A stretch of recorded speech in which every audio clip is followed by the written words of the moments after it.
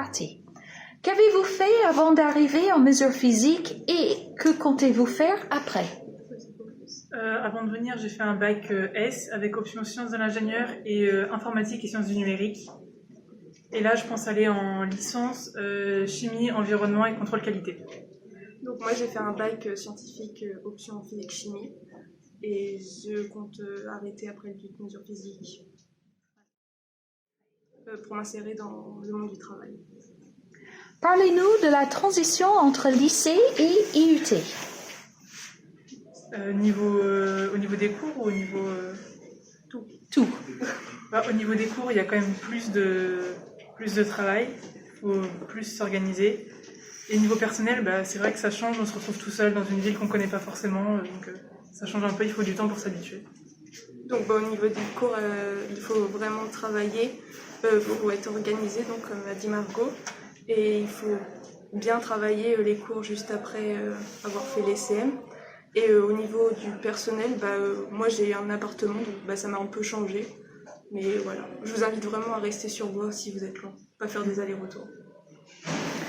3 mots pour décrire mesure physique. Travaux pratiques, manipulation.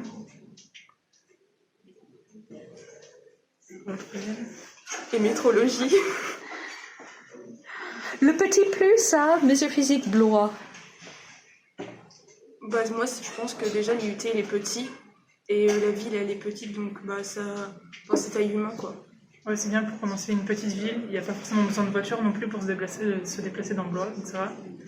Même l'équipement il est plutôt bien, il y a quand même des machines qui sont récentes. Qu'est-ce qui est le plus difficile? La mécanique. Ah oui, la mécanique et la métrologie. Un mot sur vos conditions de travail à Blois. Comme on a fait la majeure partie en distanciel, c'était très compliqué. Mais c'est bien parce qu'on peut quand même venir pour les travaux pratiques, donc ça nous permet de sortir quand même. Ouais, je dirais pareil. Et votre projet cette année, que faites-vous pour votre projet? Cette année, on réalise des mesures sur l'eau de la Loire pour savoir si elle est potable. Et pour faire le mesure du taux d'oxygène, de nitrate et la turbidité. Et on va vraiment sur les bords de Loire prélever de l'eau et c'est à nous de faire tout la mise en place. Et après, il y a un rapport et une genre de petite soutenance à faire à l'oral. Merci. Ouais.